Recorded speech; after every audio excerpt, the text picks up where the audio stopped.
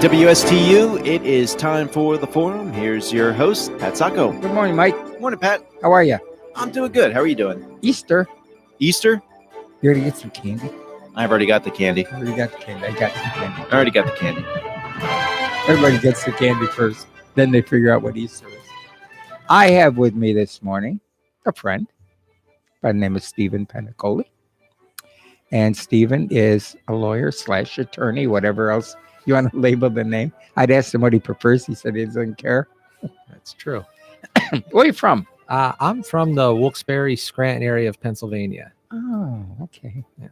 I'm a little north of that in Western New York. Yes, a couple hours away, but not bad. Not Same- different. Similar climates. Same way. No, because we had lake effect. Oh, you had the lake effect. You Yeah, didn't no, have we, lake effect. We did not get nearly as much snow as you guys. I did. keep telling this. There was a March one time and I was lamenting to a friend. I said, geez, we had 10 snowstorms. He said, no, we only had 3. I said, what were the other 7? He said, lake effect. And I said, well, tell the difference to my snowblower. Yeah. You'll go through that really 2 quickly. feet, 2 to 3 feet. And we had a long single driveway. And I was out there with this monstrous snowblower with the scarf and the hat and the coat and stuff. By the time I got to what used to be a barn, which was a garage, the local plow would come and throw the slush across the front of the driveway. You couldn't blow that. Yeah. No, the slush now is too So wet. you had to get a shovel. Yeah. No. And you had to time the truck to get out before they made the second run. Yeah, because we parked on the street, so we had to shovel our cars out, and then the Ah. snowplow would come and just Right. plow us Did right you have back to in. alternate sides? No, because they parking? would just plow us right back in. They didn't. Yeah. Jeez, Well, they had to make the road, Yeah, but then they absolutely. had to bury your car in the Correct. process. In the process, for sure. So how long have you been in Florida? I've been in Florida since October of 2015. Okay. Yeah. Right. So we got married in October of 2015, and my wife is actually from the Jensen Beach area. Oh, She moved here in 1987, so she's been here for most of her life. she wanted to come back. She wanted to come back. She did not like the climate of the northern, of the New England, Pennsylvania states there. I was talking to a young girl. She's 21 years old, and she has a boyfriend up in New York City. And her mom works at a restaurant. I know her mom quite well. She's a delightful kid. Very nice. One of the Yeah. kind of kids you'd like to have as a kid. Yeah. And she was saying, well, my boyfriend and I, we have a long distance relationship, but I go up there summer and spring break or whatever. But and we're handling that okay. And she's finishing up a degree. And then she said, I'm going to go north. I said, well, you'll be back. She said, why? I said, Florida's God's waiting room. That it is. You come here, no matter who, to pass. I did. Yes. I'm not ready, but Yeah. but it's the weather. Yes. You and absolutely. I both know that weather just eats at you. Wears you out, and Man. people don't realize too. It's the lack of sunshine too. That's it. And that's what got my wife. That Not seeing got the me. sun for 5 months at a time was That very got me. difficult. I wondered one winter. I felt pretty good. I was like a fly in November. Yeah. Just kind of hanging around by the window. And all of a sudden, it felt good that whole summer, the whole winter, and I couldn't figure it out. And I heard something on the radio saying that we'd had an inordinate amount of sunshine that winter. And I said, that's it. Yeah. We had a rain cloud that started in Cleveland and ended in Boston. Yeah. Yeah.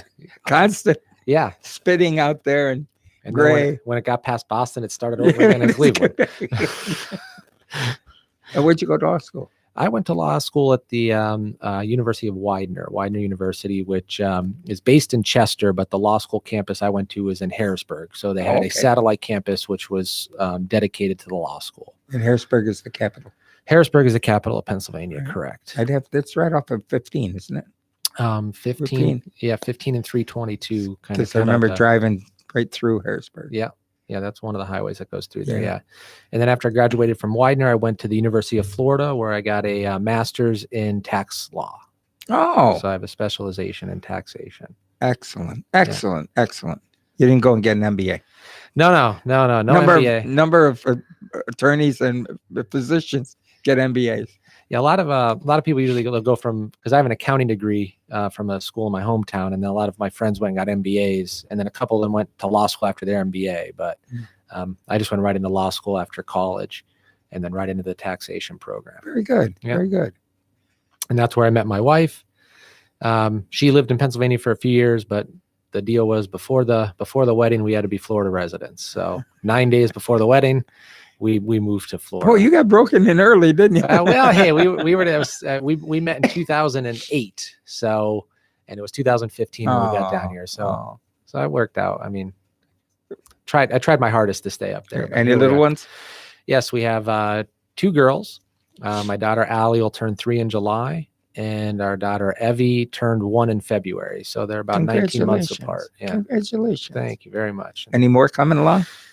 If you ask my wife, absolutely. I'm still a little hesitant, but and as you've learned from where I live, the odds are we'll have more. Oh, there's a lot of beach out there. Yeah. A lot of little buckets to make, the castles with. Yeah, I'm just concerned if my wife's going to have her own starting basketball team, girls basketball team. That's going to be a problem. But whether it's going to be a small group or a large group. Yeah, exactly. Well, that's good. That's good. And I know these days there's at least one person who says you shouldn't have children because the end of the world is coming. Well, I would be a little more inclined to believe a priest or a minister rather than a politician. Yes. And that's profound. Yeah. Okay. And when I see what's going on, I try not to be an older person, because the older you get in this society, the more you develop what I call hardening of the categories. You get narrow. Okay. You're not willing to accept the things you accepted before. You're not willing to look at the grander picture. I'm not going to do a cell phone. I'm not going to touch a computer. I don't want to, any of that kind of modern stuff. Well, it's what we live with. We have to stay alive. Right. We don't just see. We always plan for retirement financially. Rarely do we plan for retirement emotionally. Yeah. You're a high-powered attorney. You've done 30 years, or you're phenomenal. And then you retire, and a couple of weeks later, you wake up and you say, oh, my God, I'm nothing. It's all gone. And that's a great point, because a lot of attorneys don't retire. Because they're afraid. Yes, very much so. Yeah, that's what they've been known as their whole life. It becomes it's not what you do, it's what you are. Why not do something that your partner did? Get involved with a younger attorney. Impart all this information and knowledge and think to this younger person, and leave knowing that your thoughts and your actions have guided somebody to do that. No, it's a great business plan. It's just some do, some don't, some can't find somebody to partner and work with, and they end up just, their entire law firm, especially if they're a solo practitioner, just kind of goes away with them. The federal government, I was on the advisory council of the Area Agency on Aging, which is now your Aging Resource Center, District 9. And they had announced that I think it was the House of Representatives had passed a bill, and it was voted on positively by the Senate, and the president signed it. And the bill was to basically repatriate retired people. Like, for instance, let's say you were an architect and you spent 40 years as an architect and you retired. You wanted to do that kind of thing. Well, your firm could apply to the government, get half of your salary, and they would hire the architect part-time to work with other young architects. Like a mentorship program? Right. Rather than say, come on and work for us and fold envelopes or fold letters and stuff envelopes, or go get coffee. Because you're using, a volunteer to pick up all this little junky stuff. Right. But these people had great knowledge and wisdom. They never funded it. Okay. But it sat on the books. It was a great idea, but the money wasn't there.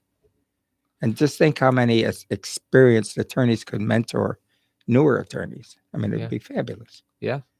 Yeah. Most of the time now, to get mentorship, you have to go into a law firm. You have to go into a bigger firm and work under people in that way. And sometimes that creates a problem, because then you get in a little bit of power politics.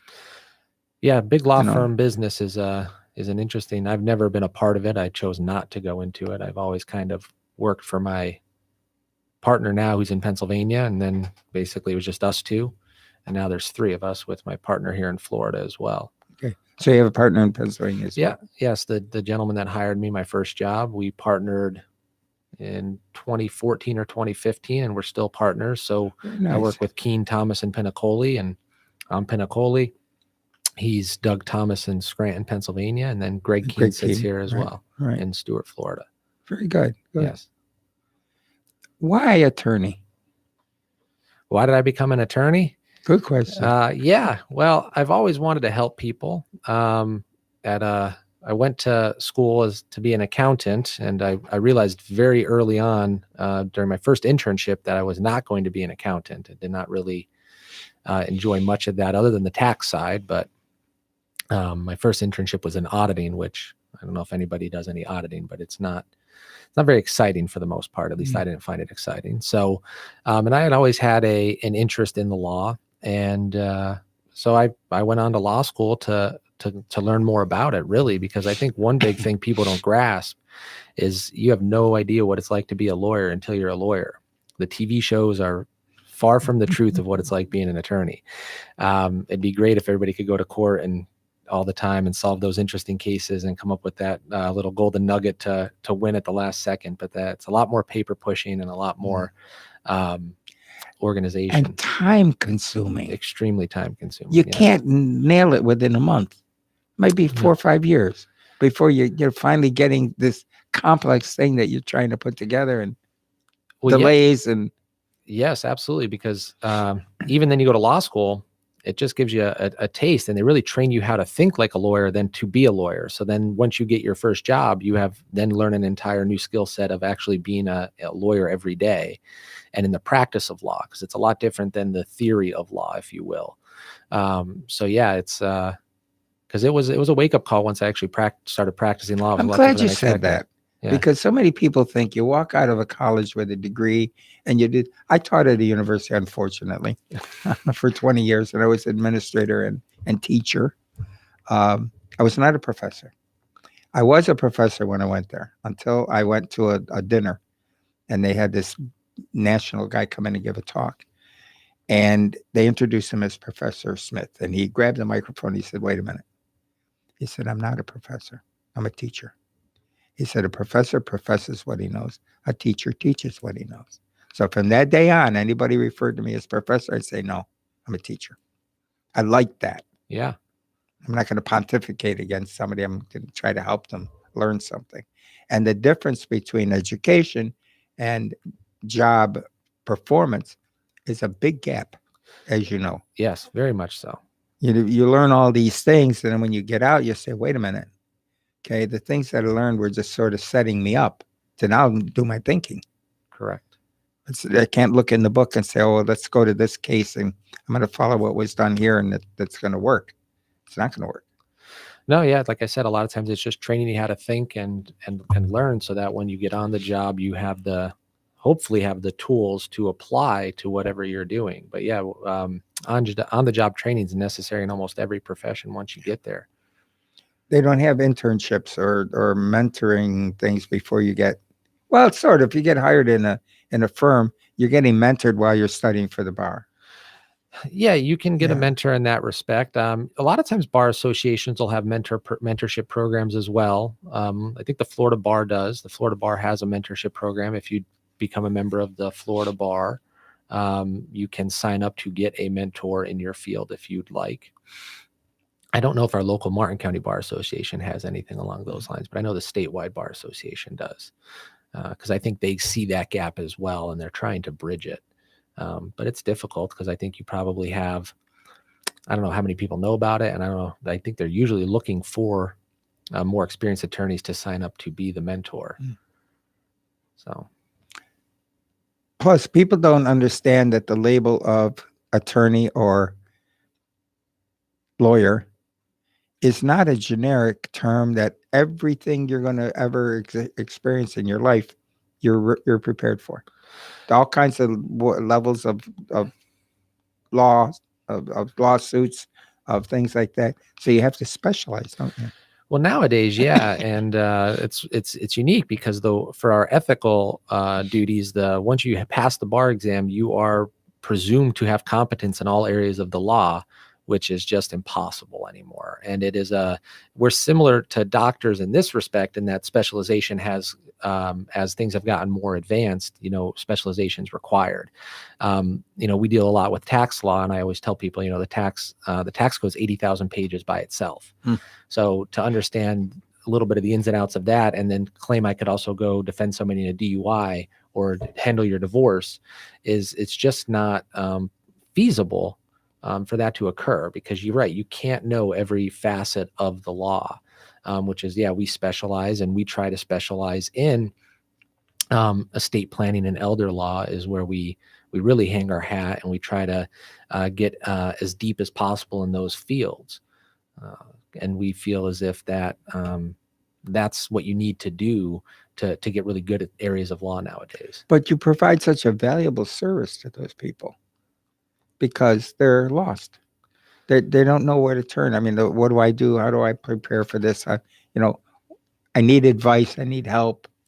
And a lot of people are so macho, they don't want to ask for help, Yeah, well, that's what we find. And then it's actually, and that's why I thank you for letting me come on, because we find there is a huge information gap in a lot of the areas of law that we deal in. So from an estate planning perspective, I mean, the statistics just show that if you take the adult population, it's somewhere between 60 and 70% of the adult population does not have an estate plan or a will in place. Now, it's skewed a little bit when you get to the older population. Their numbers dip, because and then you have your younger population, which balances that out and creates it to be such a high percentage. But it's still 40+% of the population over 65 that doesn't have any sort of estate plan in place at all. I would say it would be 80%. It's some kind of a will or. No, it's not. It's a big gap there. And then the other thing we deal with a lot is we do a lot of elder law, which is a lot of wills and trust and powers of attorney, but it also includes assisting people pay for their long-term care event. If they need government assistance to help pay for that via Medicaid or something along those lines. And we find there's a huge information gap in that everybody thinks you have to be destitute before you qualify for Medicaid. And while that's technically true, what they don't grasp is that there are provisions in the law which allow you to shelter your assets to pay for that and qualify for Medicaid sooner, because the Medicaid statute and program was created mainly for married couples specifically, so that the spouse, the spouse that was staying at home, wouldn't be destitute and put into poverty paying for the care of the institutionalized or unwell spouse. So there's a lot of provisions specifically for married couples where we can provide a lot of assets for that community spouse to continue living and keep their way of life, and the government will help pick up the tab for the long-term care payments. I spent 12 years working, not in living in a nursing home, but working in a nursing home, getting up in that age. And what bothered me when single people were applying for Medicaid, they could have a $400,000 home and a $400 a month income and get Medicaid. Yes. And the home was, when the key phrase, like coming across the border, the key phrase, well, going to Medicaid, the key phrase is, Mom would someday like to go back to live at home. That's correct. Yes. And this home was there, and it's gorgeous and everything. And they couldn't make a profit from it, but they could have somebody live there and do the utilities and taxes and stuff. And then when Mom passed, then the children would, or the inheritors would get the home. My idea, of course, it wouldn't fly, would be to put a lien on that house for each year that Medicaid spent $4,000 a month. The first year, $48,000 lien. The second year, $90,000 lien. And then when Mom passed, the state would get their money back, and then the inheritors would get the difference. So believe it or not, that is somewhat pretty close to how the federal government's procedure for Medicaid with a primary residence does work.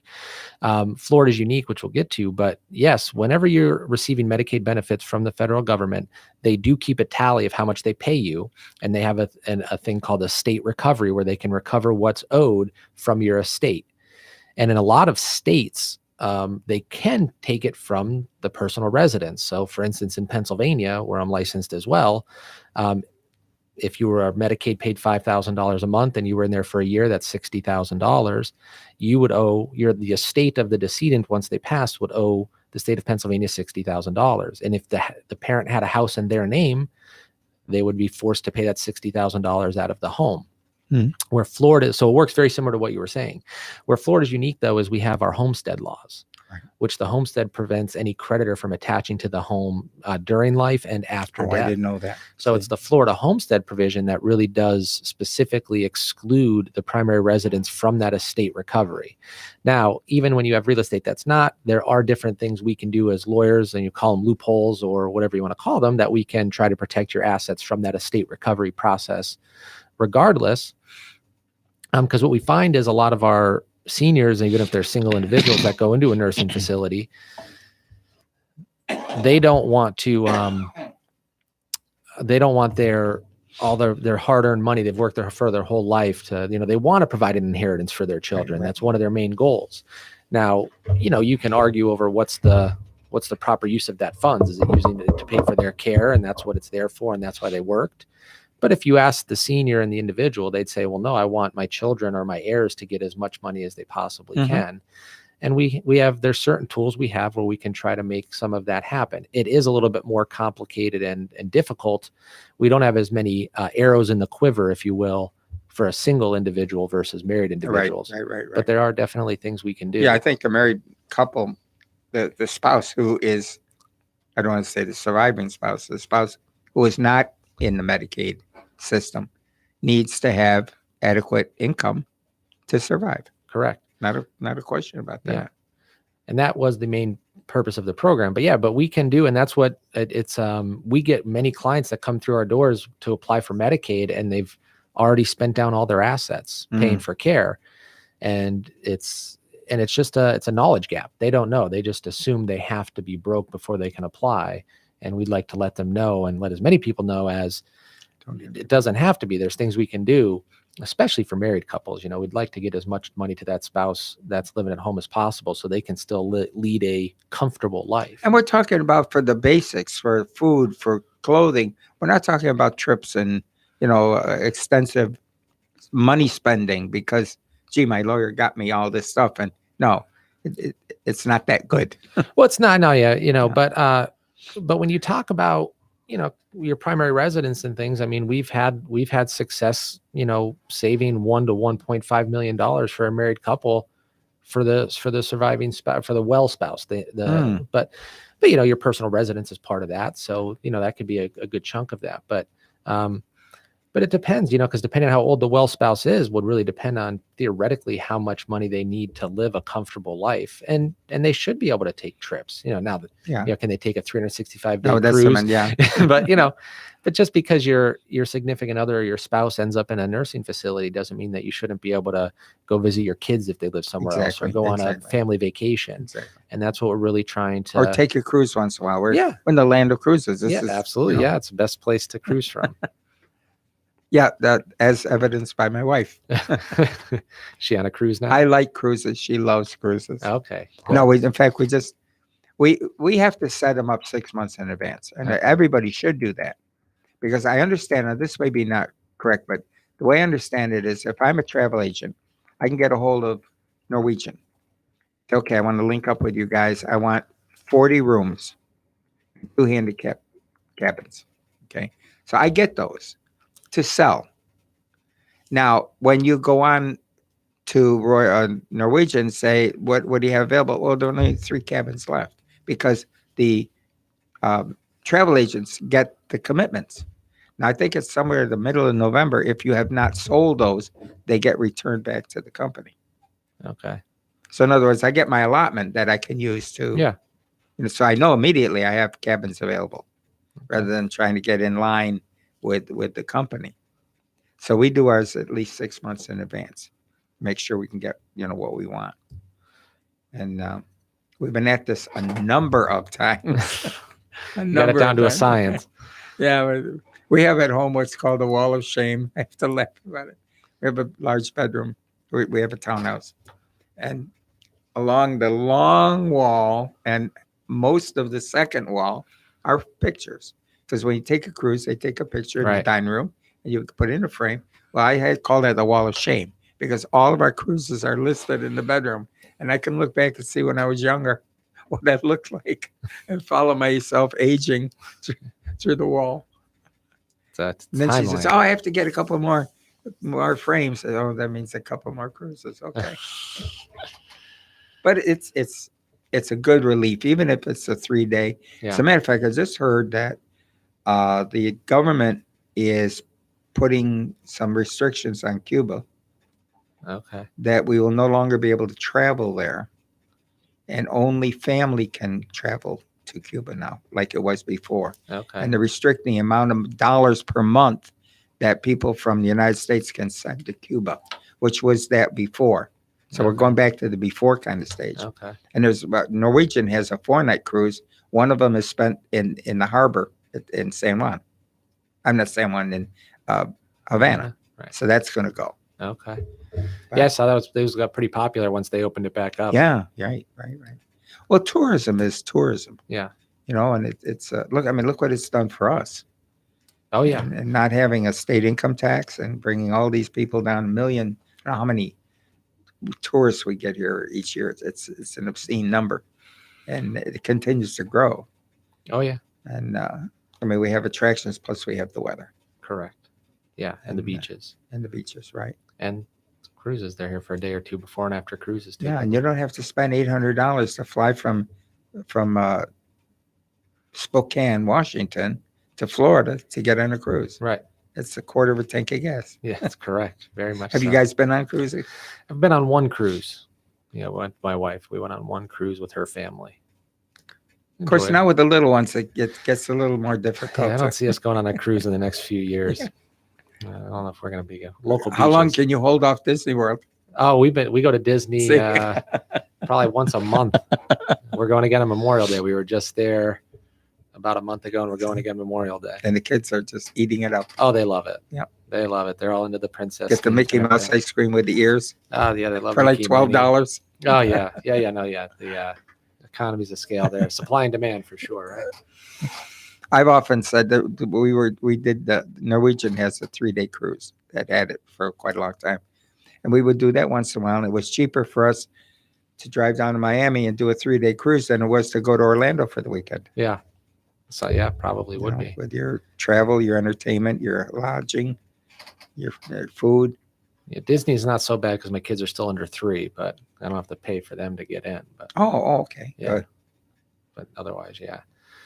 Is that the cutoff? 3 years? 3 years old? Yeah. So my daughter in July, she's got to carry her full boat. Ooh, another $100. She's gonna have to get a job. Pay for Selling her lemonade outside. you'll get the lemonade stand going so she could pay for a Disney season pass. Yeah, but you get the Florida one. It's It's not bad. No, not it's bad. very reasonable. Yeah, especially with how much we go. Can't beat But it. at least it gives you an opportunity to save some money if you got the Florida pass. Yeah, the Florida residents get a good Yeah, deal. right? They do. And it's a good deal for Disney because they're in the business of keeping that park full. Correct. 70, 80,000 people. Okay. You know what? Normally we take a break at 20 after Okay. just to do a little commercial, Okay. and we missed that break. So Okay. why don't we do it now and get that out of the way?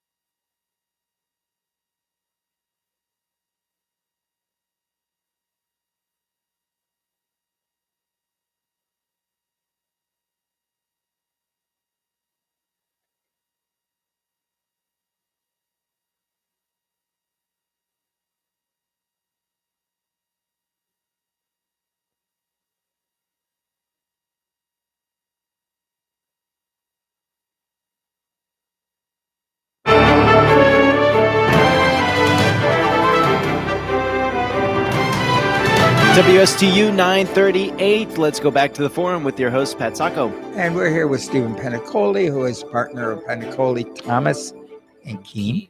Yes. I get that right. Keen Thomas Pinnacle. Keen, Yes. Keen Thomas Penacoli. Sounds good. And and you're about to leave because you have a hearing to go to. Correct. Yes. I have a guardianship hearing today at 10 o'clock. And I just wanted to touch back on what we were saying, trying to get some information and knowledge out, is that the reason for the guardianship hearing is because a husband needed to get on Medicaid and they did not have an adequate durable power of attorney. So we try to harp on planning and getting with a qualified professional to do your planning to prevent the need for things like this. Because as you know, Pat, the guardianship process is very intrusive, very expensive, and very long. And you don't necessarily know that your person that you want to be appointed as guardian will be appointed. It could be somebody else, and it delays things. We've needed to apply for Medicaid for 2 months now, but we're still going through the guardianship process before somebody could be appointed to do that application. So the families had to carry the freight of the nursing facility costs for the last 2 months. There you go. So, Well, Medicaid will reimburse up to 3 months, is it? so they changed the Yeah. law on that. That was. Yeah, that was prior So to. I got to bring myself up Yeah, to speed. so here. they will reimburse to the month of application. But with a guardianship situation, we can't apply until we have the guardianship done. Oh, So, okay. but Yeah. yes, but they used to retroact 3 months, so you had a little buffer. We don't have Not that anymore. No, All right. so it's the 18th. So if we okay. can get this done today and applied by the 30th of April, they'll get April paid for. See, didn't But- know that. Yes, but yeah, that's only been about a new law for a little while here. It's not about a year or so. We're going to get you back because there's All right. so many things we need to talk about. Absolutely, I'd be happy to come back. I had a pleasure. But again, we have this specialty area, and when you're doing estate planning and elder law, this is an extremely important thing for people in Florida, especially with our senior population. And every single one of you should have your papers in order. Correct. Every single one of you Yes. should have a will, should have a power of attorney, should have a healthcare surrogate, should Correct. have what else? All the HIPAA. The HIPAA living regulations. will. Yeah, your living will to set out the wishes you'd like when if you're in an end stage condition. Take that burden off your family from having to make those decisions when you can't. And if you want to see a very extensive plan for your inevitable passing, you look at the 5 Wishes program, Correct. which is tough because if you have that 5 Wishes program and you're in a community, a facility, whatever, they have to follow that to the letter of the law. Correct. If you want your socks on and you stipulate that, you can't have those socks off. Correct. And Yes. it's a burden to a nursing home to take this thing and do it. But guess what? That's what the person wants. Correct. Yep. And that's the goal. The goal is to get what you want in writing, so it has to be followed. So your wishes are honored. And I believe you can get those through hospice. Yeah. They're like $1. Yeah. They, Oh, yeah. they no, charge you for it. correct. But you And can- yeah. it's an interesting thing to look at. It's an interesting document. Yes, But then again, you need to have your paperwork in order. absolutely. So, Well, Stephen, thank you very much. I'm glad you were here, Thank and we're you. going to have you back because there's a lot of questions I still have absolutely. Yeah, for I'd love these to come back. attorneys. It was a pleasure. Thanks a lot, Pat. Thanks Thank for you. having me. Take care. All right. All right. What now? I'm not going to ask you any legal questions. Good. That would be bad. That would be a bad move. We obviously have a lot of seniors in this community, Mhm. in the state of Florida. We obviously need a lot of attorneys to help them sort through. Like he said, it's going to take months to some of these things. And we want things done immediately, especially through the law. And it doesn't work immediately through the law. Mhm. It takes time. You delay a hearing, you delay this. Okay, somebody's going to be charged, even if you're found guilty through the court. They're going to sentence you. Like today in April, we're going to sentence you in July. Well, what do you do between April and July? Do you get released? Do you put your bond up, or are you going to be in jail? You're going to wear a monitor, for months before this happens. The courts are backed up with so many cases and stuff. Mm-hmm. But it's still a noble profession, even though you see these big signs saying, nursing home abuse, dial, da-da-da-da. Well, they're still known as ambulance chasers. If there's an accident, you need an attorney. But people like Stephen and a really good number of people who our attorneys in this community are really noble, kind, decent people. And Sure. that's what we need. We Yeah. need that. Absolutely. Well, we're going to wrap up a little bit early today. Okay. I have an interesting guest for next week. Who's coming in? It's going to be a firm here we go. Banker's Life. Oh, okay. Banker's Life. And we've got some interesting information to discuss. with Banker's Fantastic. Life. Looking forward to it. And we then down in the future, we have Linmore, which is the assisted living memory care unit up by the hospital in Fort Pierce Mm-hmm. on Lawnwood Circle. There's a Lawnwood rehab program plus a Lawnwood drug and alcohol rehab program. It's like next door to that. Great. Very, very unique things that they have because everybody is unique. And we're trying to find these uniquenesses in all of these businesses. So far, we've been able to point out a number of them.